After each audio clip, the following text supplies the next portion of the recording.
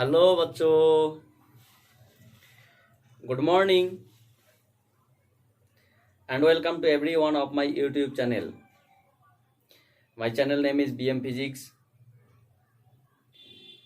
and today I want to talk about the new and interesting topic, the transmission of heat.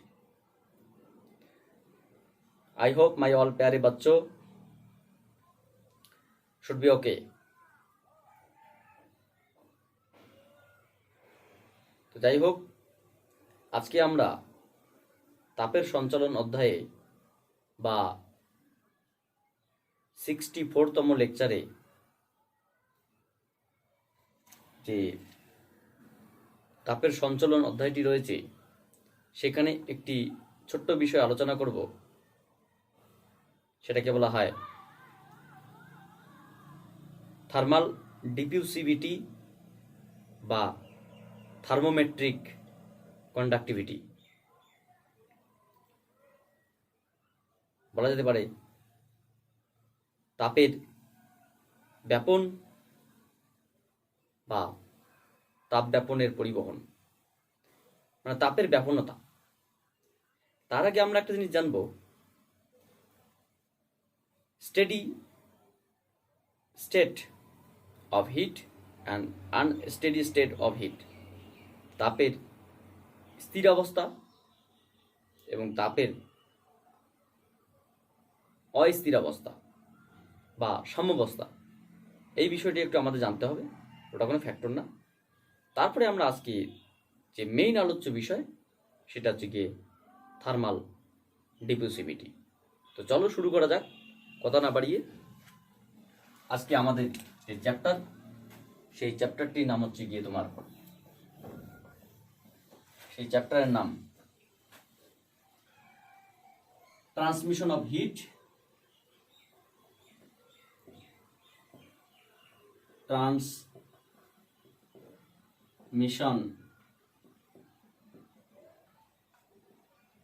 Of heat, তাপের পরিবহন। এই transmission of heat বা এটাকে বলা যেতে পারে তাপ সঞ্চালন। এই তাপ সঞ্চালন অধ্যায়ে আজকের যেটা আমাদের আলোচ্য বিষয় সেটা হচ্ছে গিয়ে থার্মাল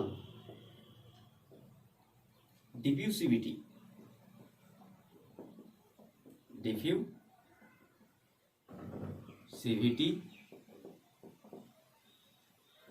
और থার্মোমেট্রিক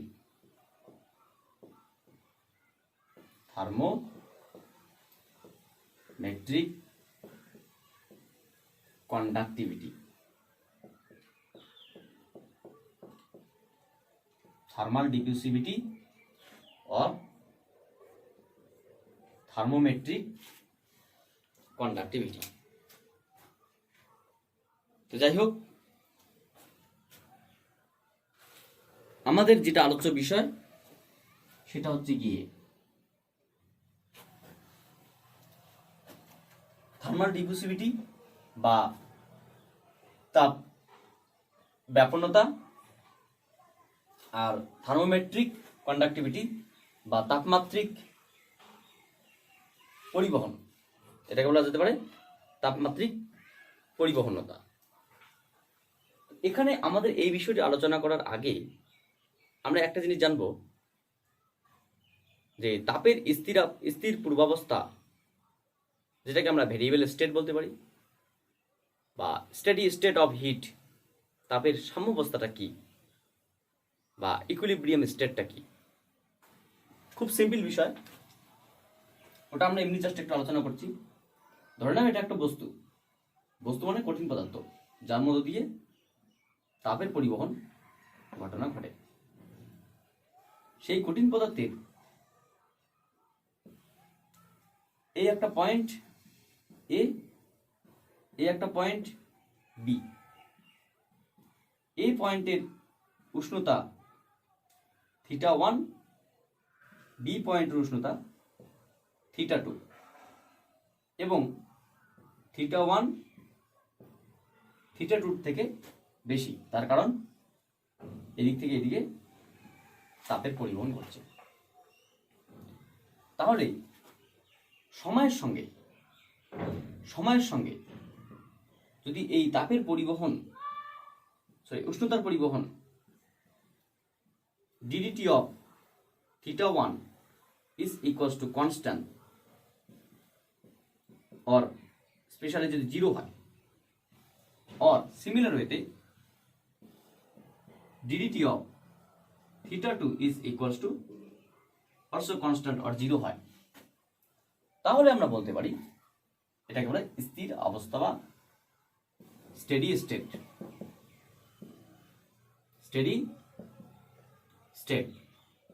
মানে ব্যাপারটা কি দাঁড়ালো? ব্যাপারটা হচ্ছে কোনো পরিবাহীর মধ্য দিয়ে যদি কোনো পরিবাহীর মধ্য দিয়ে যদি তাপের প্রবাহ ঘটানো হয়, তাহলে পরিবাহীর বিভিন্ন অংশে উষ্ণতা বিভিন্ন রকম হয়। কারণ কোনো পরিবাহীর মধ্য দিয়ে তাপ তখনই পরিবাহিত হবে যখন বিভিন্ন অংশের মধ্যে উষ্ণতার পার্থক্য থাকবে। যদি এ বিন্দুর উষ্ণতা বি বিন্দু থেকে বেশি না হয়, তাহলে কখনোই এ থেকে বি এর দিকে তাপের পরিবহন ঘটনা ঘটবে না। এটা আমাদের প্রথমত মাথায় রাখতে হবে। অবভিয়াসলি এ পয়েন্টের তাপের উষ্ণতার মান বি পয়েন্টের উষ্ণতার মান বেশি হতেই হবে, এর থেকে বি থেকে এটা বেশি হতেই হবে। সিমিলার হয়তো যে আমরা একটা পয়েন্ট মাঝখানে নেই সি পয়েন্ট, তাহলে সি পয়েন্টের উষ্ণতা বির থেকে বেশি হবে কিন্তু এর থেকে কম হবে, তার কারণ এখান থেকে তাপ এখানে যাবে, এখান থেকে তাপ এখানে যাবে, বা আমরা বলতে পারি এ বিন্দুর উষ্ণতা সি এর থেকে বেশি অ্যাজ ওয়েল অ্যাজ বি এর থেকে বেশি, সি বিন্দুর উষ্ণতা বি এর থেকে বেশি বাট এর থেকে কম, বি বিন্দুর উষ্ণতা এ এবং সি দুটোর থেকেই কম, তাই সি থেকে বা এ থেকে তাপের পরিবহন এদিকেই ঘটবে। আমাদের এখানকার যে আলোচ্য বিষয়টা বা এখানকার ছোট্ট আলোচ্য বিষয়টা সেটা কি, কোনো একটি নির্দিষ্ট বিন্দুতে উষ্ণ সময় পরিবর্তনের সঙ্গে সঙ্গে এখানকার উষ্ণতা নির্দিষ্টই থাকে। মানে আমরা বললাম এখানকার উষ্ণতা কত 30 ডিগ্রি সেলসিয়াস, আর এখানকার উষ্ণতা 20 ডিগ্রি সেলসিয়াস, এখানকার উষ্ণতা 25 ডিগ্রি সেলসিয়াস। যদি এমন কোনো ঘটনা ঘটানো হয় যে তাপের পরিবহন ঘটানোর ফলে এই বিন্দুর উষ্ণতা এখন 30 ডিগ্রি সেলসিয়াস, 2 মিনিট পরে 32 ডিগ্রি সেলসিয়াস, তাহলে আমরা কি বলতে পারি যে এই বিন্দুর উষ্ণতাটা সময় পরিবর্তনের সঙ্গে সঙ্গে চেঞ্জ ঘটছে। যদি এটা চেঞ্জ ঘটে তাহলে কিন্তু সেটাকে আমরা স্টেডি স্টেট বলবো না। সময় পরিবর্তনের সঙ্গে সঙ্গে শুরুতেও 30 ডিগ্রি সেলসিয়াস, 50 মিনিট পরে, 2 ঘন্টা পরে, 10 দিন পরেও যদি এখানকার টেম্পারেচার 30 ডিগ্রি সেলসিয়াসও থাকে, তাহলে বলা হবে যে এই বিন্দুতে তাপের স্থিরাবস্থা বা থার্মাল স্টেডি স্টেট ঘটনা ঘটেছে। আর যদি ddt of theta not is equals to constant হয়, মানে ধ্রুবক না থাকে, তাহলে আমরা বলতে পারি এটা কিন্তু থার্মাল আনস্টেডি স্টেট। এটা হচ্ছে আমাদের প্রথম একটা আলোচ্য বিষয়। যদি আমরা একটা এক্সাম্পল হিসেবে বলি তাহলে বলতে পারি যে ইলেকট্রিক্যাল বাল্ব থাকে, সেই ইলেকট্রিক্যাল বাল্বে যখন সুইচ অন করা হয়, প্রথম দিকে একটু তার সারাউন্ডিংস বা বাল্বটা একটু গরম হয় এবং তার কিছু সময় পরে আমরা দেখতে পাবো যে 10 দিন 5 দিন কন্টিনিউ চালানো হয় বা 10 ঘন্টা 5 ঘন্টা 4 ঘন্টা 10 ঘন্টা কন্টিনিউ চালানো হয়, তাহলে কিন্তু আমরা দেখতে পাবো সেই ইলেকট্রিক্যাল বাল্বে একই রকমভাবে হিট বা তাপ ইমিট করছে, তার কারণ ওটা একটা স্টেডি স্টেটে বা তাপীয় সাম্য অবস্থায় পৌঁছে গেছে। এখান থেকে আমাদের যেটা আলোচ্য বিষয় সেটা হচ্ছে কোনো একটি নির্দিষ্ট বিন্দুতে যদি উষ্ণতা পরিবর্তনের সঙ্গে সঙ্গে সময় পরিবর্তনের সঙ্গে সঙ্গে উষ্ণতার পরিবর্তন না ঘটে, কোনো একটি নির্দিষ্ট বিন্দুতে যদি সময় পরিবর্তনের সঙ্গে সঙ্গে উষ্ণতার পরিবর্তন না ঘটে, তাহলে সেটাকে আমরা বলবো থার্মাল স্টেডি স্টেট। আর যদি কোনো একটি নির্দিষ্ট বিন্দুতে সময় পরিবর্তনের সঙ্গে সঙ্গে উষ্ণতা ভেরিয়েবল বা চেঞ্জ ঘটে বা ভ্যারি করে, তাহলে সেটাকে আমরা বলতে পারো যে নন স্টেডি স্টেট বা আনস্টেডি স্টেট বা সাম্যাবস্থা নয়। এবার আমাদের যেটা আলোচ্য বিষয় সেটা হচ্ছে থার্মাল ডিফিউসিভিটি বা থার্মোমেট্রিক কন্ডাক্টিভিটি, থার্মাল ডিফিউসিভিটি বা তাপমাত্রিক পরিবাহিতা বা থার্মাল ডিফিউসিভিটি বা তাপের দাফনতা। এই জায়গাটা একটু তোমাদের ভালো করে বুঝতে হবে।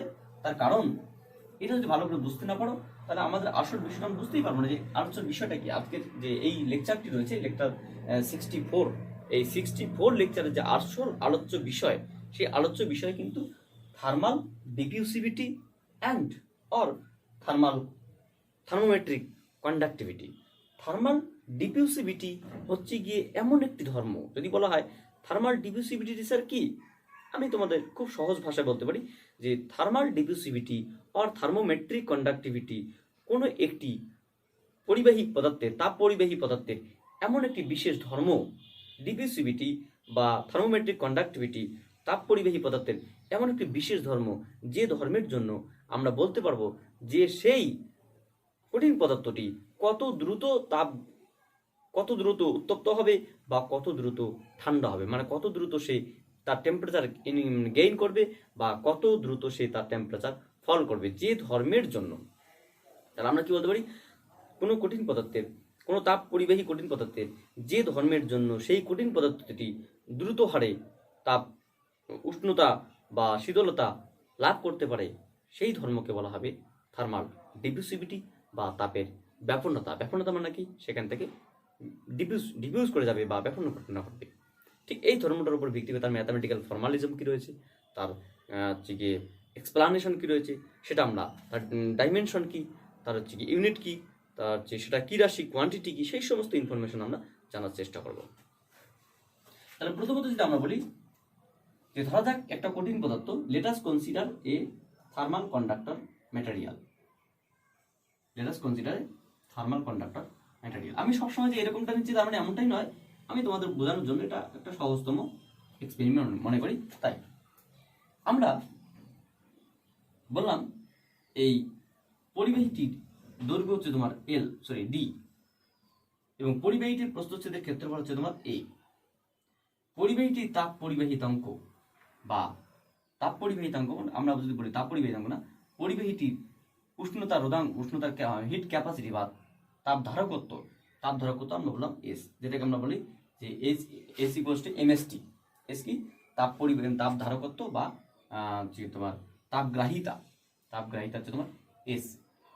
এবং এই কঠিন পদার্থটির ঘনত্ব যদি রো হয়, ঘনত্ব ডেন্সিটি বা ঘনত্ব যদি রো হয়, তাহলে আমরা বলতে পারি সেই কঠিন পদার্থটির ভর কত, সে ভর ইজ ইকুয়ালস টু ঘনত্ব ইন্টু আয়তন। আমরা ক্ষুদ্র অংশ নিতে পারতাম, আমরা পুরো ব্লকটাই নিলাম। এখানকার আমরা থার্মোমেট্রিক কন্ডাক্টিভিটি বা থার্মাল ডিফিউসিভিটি কি, সেই ধর্মটা আমরা বোঝার চেষ্টা করছি। আমরা এখানে কি দেখলাম যে এই কঠিন পদার্থটির একটি কঠিন পদার্থ যার দৈর্ঘ্য হচ্ছে ডি, প্রস্থচ্ছেদের ক্ষেত্রফল এ, তাহলে ভলিউম কত, ভলিউম হচ্ছে তোমার ডি ইন্টু এ, ক্ষেত্রফল ইন্টু লম্ব দূরত্ব ভলিউম। কিন্তু কঠিন পদার্থটির তোমার হচ্ছে গিয়ে ডেন্সিটি বা রো ঘনত্ব হচ্ছে তোমার রো, তাহলে আমরা বলতে পারি কঠিন পদার্থটির ভর ইজ ইকুয়ালস টু কত, রো ইন্টু ভি। কেন?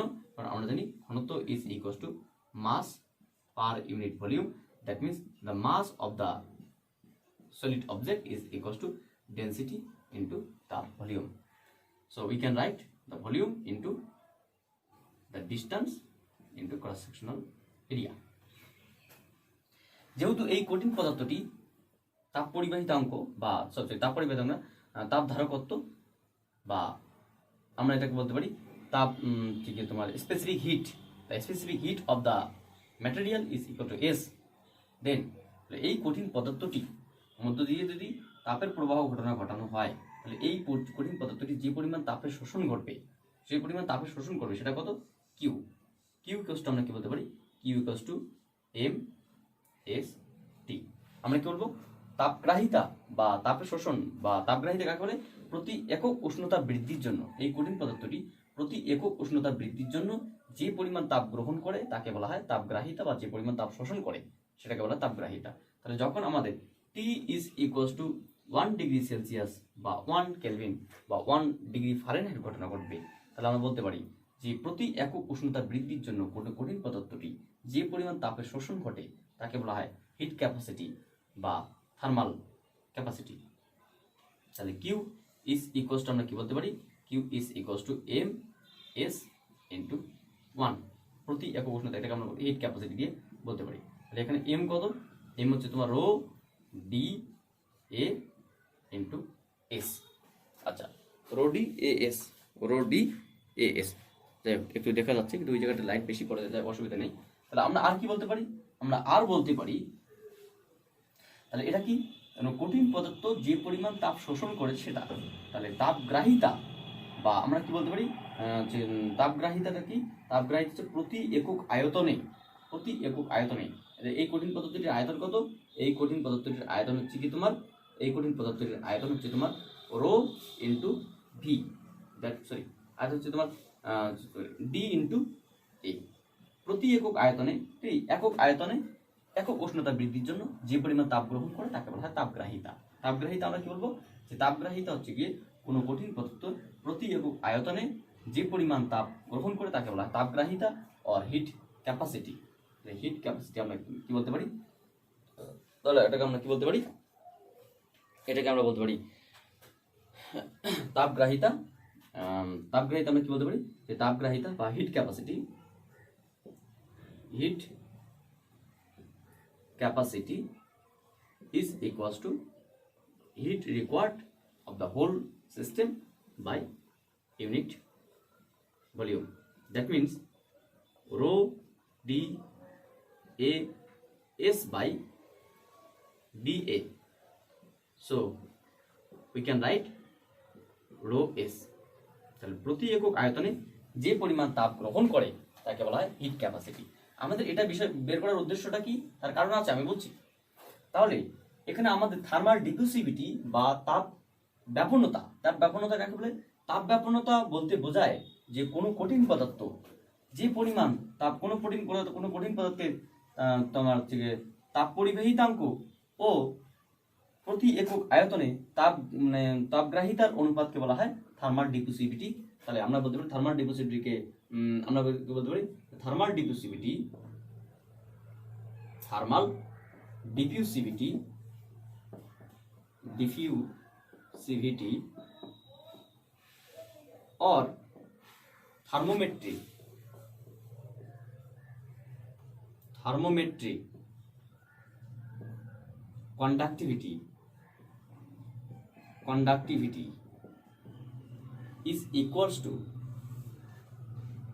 thermal conductivity, থার্মোমেট্রিক কন্ডাক্টিভিটি বা তাপমাত্রিক পরিবহনতা আমরা থার্মাল কন্ডাক্টিভিটি বা থার্মাল কন্ডাকশন বলতে পারি, থার্মাল কন্ডাক্টিভিটি, কন্ডাক্টিভিটি আপন the heat capacity, heat capacity, heat capacity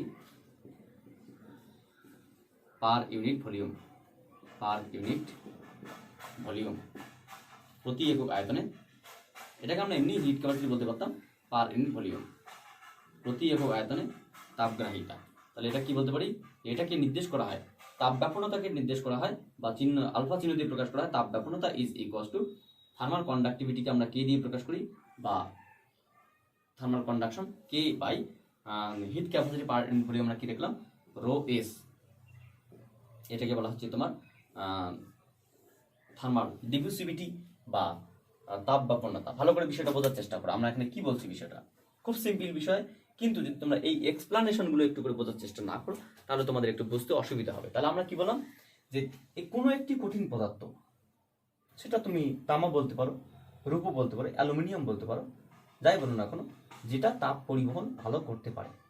তাহলে কোনো একটি কঠিন পদার্থ, আমরা একটা এরকম রড নিলাম, এখানে আমরা থার্মাল ডিফিউসিভিটি বা থার্মোমেট্রিক কন্ডাক্টিভিটি ঘটনাটা আমরা দেখার চেষ্টা করবো কোনটাকে থার্মোমেট্রিক কন্ডাক্টিভিটি বলে। তাহলে আমরা প্রথমত কি বললাম, যে কোনো কঠিন পদার্থের থার্মাল ডিফিউসিভিটি বা থার্মোমেট্রিক কন্ডাক্টিভিটি হচ্ছে গিয়ে সেই কঠিন পদার্থের এমন একটি বিশেষ ধর্ম, আলফা এমন একটি বিশেষ ধর্ম, যে ধর্মের জন্য আমরা বলতে পারবো যে আলফার মান যদি বেশি হয় বা থার্মোমেট্রিক কন্ডাক্টিভিটি যদি বেশি হয় বা থার্মাল ডিফিউসিভিটি যদি বেশি হয়, তাহলে সেই পদার্থটি অত্যন্ত দ্রুত হারে, যত বেশি হবে তত দ্রুত হারে, আলফার মান যত বেশি হবে তত দ্রুত হারে সে উত্তপ্ত হবে বা তত দ্রুত সে উষ্ণতা গেইন করবে। তাহলে কোনো কঠিন পদার্থ যত দ্রুত উত্তপ্ত হতে পারে বা যত দ্রুত উত্তপ্ত হবে বা উষ্ণতা গেইন করবে যে ধর্মের জন্য, সেই ধর্মকে আমরা বলতে পারি থার্মাল ডিফিউসিভিটি বা থার্মোমেট্রিক কন্ডাক্টিভিটি, অথবা যে ধর্মের জন্য দ্রুত হারে শীতল হবে সেই ধর্মকে আমরা থার্মাল ডিফিউসিভিটি বা থার্মোমেট্রিক কন্ডাক্টিভিটিও বলতে পারি। তাহলে উষ্ণতা বৃদ্ধি পাওয়া বা উষ্ণতা হ্রাস পাওয়া সেটা কার উপর নির্ভর করে? আলফার উপর। তাহলে এই আলফাটা কি? আলফাটা হচ্ছে গিয়ে কোনো কঠিন পদার্থের তাপ পরিবাহিতাঙ্ক, থার্মাল কন্ডাক্টিভিটি, তাপ পরিবাহিতাঙ্ক ও প্রতি একক আয়তনে তাপগ্রাহিতার অনুপাতকে নির্দেশ করে। কোনো একটি কঠিন পদার্থের তাপ পরিবাহিতাঙ্ক ও প্রতি একক আয়তনে তাপগ্রাহিতার অনুপাতকে বলা হয় থার্মোমেট্রিক conductivity or thermal diffusivity. The thermal diffusivity of an solid material is defined as the ratio between to the thermal conductivity upon the heat capacity per unit volume of the material. Are you understand? So আমরা বিষয়টা দেখব কি, প্রথমত thermal conductivity আমরা জানি, ওটা আমি দেখছি, কারণ ইতিমধ্যে আমরা অনেকবার করেছি K equals to Q A by Q D by A into theta 2 minus theta 1 by D etcetera আমরা অনেকবার করেছিলাম, ওটা আমরা আসবো। বিষয়টা হচ্ছে কি, এই জায়গাটাকে ভালো করে বুঝতে হবে, প্রতি একক আয়তনে তাপগ্রাহিতাটা কি এটাকে ভালো করে বুঝতে হবে। তাহলে আমরা যে কঠিন পদার্থটি নিলাম সেই কঠিন পদার্থটির ভর হচ্ছে গিয়ে এম, না ভর প্রথম না, সেই কঠিন পদার্থটির দৈর্ঘ্য ডি, প্রস্তুতের ক্ষেত্রফল এ, তাহলে কঠিন পদার্থটির আয়তন V equals to D A. তাহলে কঠিন পদার্থের যদি রোধাঙ্ক যদি রো হয়, রোধাঙ্ক মানে কি, কোনো কঠিন পদার্থের যদি রোধ, ডেন্সিটি বা ঘনত্ব, কঠিন পদার্থের যে ঘনত্ব যদি তোমার ডি হয়, ডি না বলে এখানে আমি দ্রুত বলছি, ডেন্সিটি যদি তোমার রো হয়, তাহলে আমরা কি বলতে পারি যে ঘনত্ব ইকুয়াল টু ভর বাই আয়তন, দ্যাট মিনস ভর ইজ ইকুয়াল টু ঘনত্ব ইন্টু আয়তন। তাহলে আয়তন কি, এ ইন্টু ডি কঠিন পদার্থের আয়তন, এবং ঘনত্ব কি, ঘনত্ব কঠিন পদার্থ ধর্ম। তাহলে এই কঠিন পদার্থটির ভর কত, ভর ইকুয়ালস টু তোমার এম ইন্টু রো ভি, তার মানে কি rho V, that means rho into V means D into A, এই কঠিন পদার্থটির ভর। আমরা কি জানি যে তাপগ্রাহিতা কাকে বলে, যে ধর্মের জন্য নয়, কোনো কঠিন পদার্থের প্রতি একক উষ্ণতা বৃদ্ধির জন্য যে পরিমাণ তাপ শোষণ করে তাকে বলা হয় তাপগ্রাহিতা। তাহলে তাপগ্রাহিতা বা হিট ক্যাপাসিটি কোনো পুরো কঠিন পদার্থটি, এই কঠিন পদার্থটা যত পরিমাণ তাপ গ্রহণ করে, যত ক্যালোরি, তাহলে আমরা কি বলতে পারি কত, 1 ডিগ্রি উষ্ণতা বৃদ্ধির জন্য। এমনি যে কোনো উষ্ণতা বৃদ্ধির জন্য এটা এমএসটি, এম কঠিন পদার্থের ভর, আপেক্ষিক তাপ তাপগ্রাহিতা বা হিট ক্যাপাসিটি, উষ্ণতা বৃদ্ধিটি। এবার যদি উষ্ণতা বৃদ্ধি একক হয় তাহলে আমরা কি বলতে পারি এমএস, এটাকে বলা তাপগ্রাহিতা বা হিট ক্যাপাসিটি। এবার হিট ক্যাপাসিটি কি বললাম, যে M means rho D A into S means এনস, তাহলে কি আসলো হিট ক্যাপাসিটিটা কি, কঠিন পদার্থের একক উষ্ণতা বৃদ্ধির জন্য। কিন্তু হিট ক্যাপাসিটিতে বলেনি, তাহলে থার্মোমেট্রিক কন্ডাক্টিভিটি বা থার্মাল ডিফিউসিভিটি কি বলছে, যে প্রতি একক আয়তনের যে হিট ক্যাপাসিটি, তাহলে কি হিট ক্যাপাসিটি কি আমরা আয়তন দিয়ে ভাগ করব, আয়তন কি D into A. So the hit capacity per unit volume, per unit volume is equals to Q by V. Q means heat capacity, তাপগ্রাহিতা, যে কোনো উষ্ণতা তাপগ্রাহিতা, একক উষ্ণতা বৃদ্ধির জন্য এটাকে আমরা স্পেশালি তাপগ্রাহিতা, এটাকে হচ্ছে তোমার তাপ গ্রহণ, তাপগ্রাহিতা বলা হবে। তাহলে তাপগ্রাহিতা কি, তোমার রো ডি এ এস, তাহলে rho D A S by the volume of the material. So if we simplify, then we can write the density of the material, and density means mass per unit volume, and S specific heat of the conductor. তাহলে আমরা কি দেখলাম, প্রতি একক আয়তনে যে তাপগ্রাহিতা সেটাকে বলা হয় তোমার রো এস। রোটা কি, সেই কঠিন পদার্থের ঘনত্ব, এসটা কি আপেক্ষিক তাপ আর স্পেসিফিক হিট। আপেক্ষিক তাপটা আমরা কি বলবো এখান থেকে, আপেক্ষিক তাপটা আমরা এখান থেকে বলতে পারি যে S is equals to Q by MT, that means calorie শক্তি ভর উষ্ণতা, শক্তি ক্যালোরি ভর উষ্ণতা। আচ্ছা যাই হোক, তাহলে আমরা এখানে যদি বলি যে thermometric conductivity or thermal diffusivity is defined as the thermal conductivity upon the heat capacity per unit volume. So the mathematical formalism of thermal diffusivity or thermometric conductivity alpha is equals to K upon rho S. চলো যদি আমরা এই আলফার যদি একক লেখার চেষ্টা করি বা আলফার যদি আমরা মাত্রা লেখার চেষ্টা করি, তাহলে কি বিষয়টা দাঁড়ায় সেটা আমরা একটু দেখছি। এই জায়গাটা আমি একটু মুছে দিচ্ছি, তোমরা একটু দেখে নাও ওটা।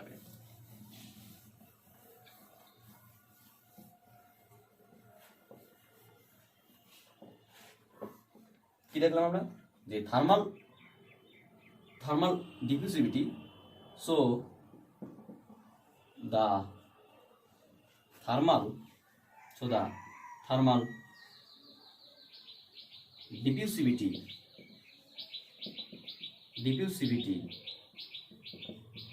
বা তাপ ব্যাপন্নতা alpha is equals to তাপগ্রাহিতা বাই প্রতি একক আয়তনের তাপ পরিবাহিতাঙ্ক বাই প্রতি একক আয়তনের তাপগ্রাহিতা। আচ্ছা, তাপ পরিবাহিতাঙ্ক কি ছিল? একটু আগে যে কঠিন পদার্থটি ছিল সেই কঠিন পদার্থটি তোমরা আমরা কি জানতাম যে কিউ ইজ ইকুয়ালস টু যে পরিমাণ তাপ পরিবহন করবে সেটা কি ছিল, যে Q is equals to A into দুই প্রান্তের উষ্ণতার পার্থক্য θ1 - θ2 ইন্টু টি বাই ডি।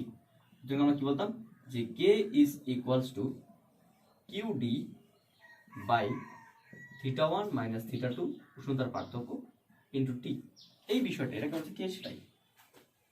যে আমরা এখানে একক লেখার চেষ্টা করি, এর একক কি ছিল? এর একক আমরা বলতাম কে এর একক কি? কে এর একক আমরা বলতে পারতাম সিজিএস তে। ইন সিজিএস তে কি ছিল? সিজিএস তে কিউ এর একক calorie,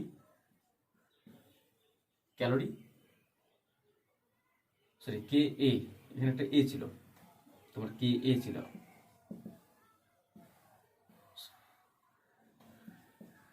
K A, that means a নিচে একটা আসবে, সেন্টিমিটার ইনভার্স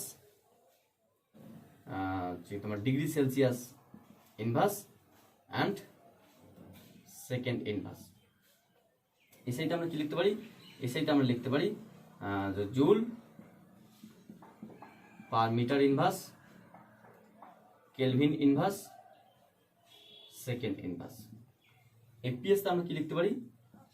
এফপিএস তে আমরা লিখতে পারি যে বিটিইউ বা British thermal unit, foot inverse, degree Fahrenheit inverse, second inverse. দেখতে পাচ্ছ কিনা জানি না, আশা করি দেখতে পাচ্ছ।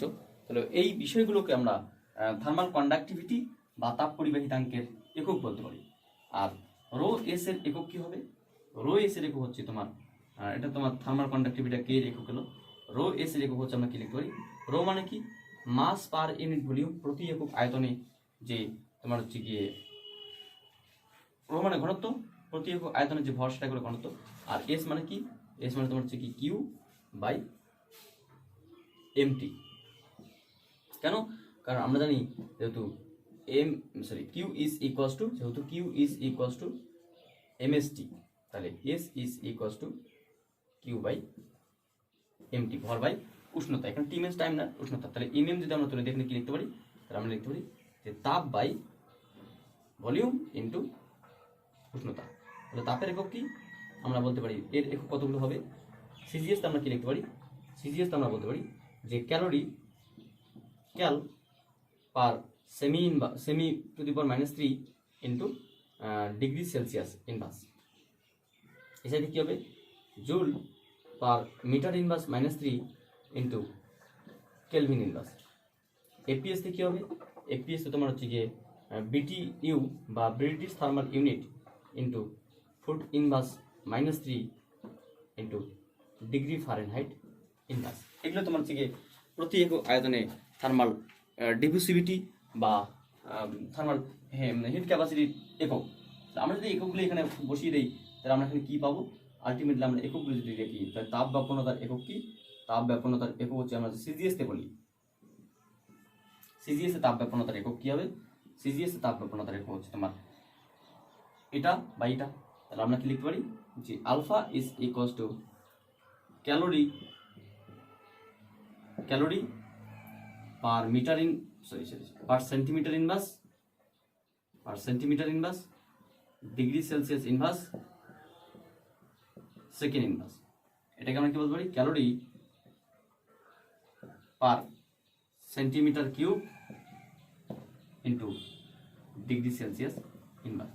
তাহলে ক্যালোরির সঙ্গে ক্যালোরি তুলে দিলাম, ডিগ্রি সেলসিয়াসের সঙ্গে ডিগ্রি সেলসিয়াস তুলে দিলাম। তাহলে আমরা লিখতে পারি semi square into second inverse, semi square into second inverse. তাহলে এটা কি আসলো? Semi square into second inverse বা তাপ ব্যাপনতার একক কি আসলো? Semi square into second inverse, বা এটাকে আমরা কি বলতে পারি হচ্ছে কি তোমার এটা সিজিএস কে। আর এসআইতে আমরা কি করতে পারি, এসআইতে আমরা খুব সিম্পলি ভাবে এটা বাই এটা করলে আমরা পেয়ে যাব, অথবা আমরা ডিরেক্ট আমরা এসআইতে কি লিখতে পারি, এসআইতে আমাদের আর লিখতে হবে না, এসআইতে আমাদের লিখতে পারি alpha is equals to metre square per second inverse. আর এপিএস তে কি হবে, এপিএস তো তোমার হচ্ছে কি ফুট স্কোয়ার, এপিএস তে কি হবে, এপিএস তে হচ্ছে তোমার foot square per second inverse. So এটা হচ্ছে তোমার তাপ বৈপন্নতা বা তাপ বৈপন্নতার একক। ডাইমেনশন কি হবে, ডাইমেনশন বা মাত্রা কি হবে, ডাইমেনশন বা মাত্রা আমরা বলতে পারি ডাইমেনশন অফ তাপ বৈপন্নতা, dimension of heat heat dimension of thermal ডিফিউসিভিটি,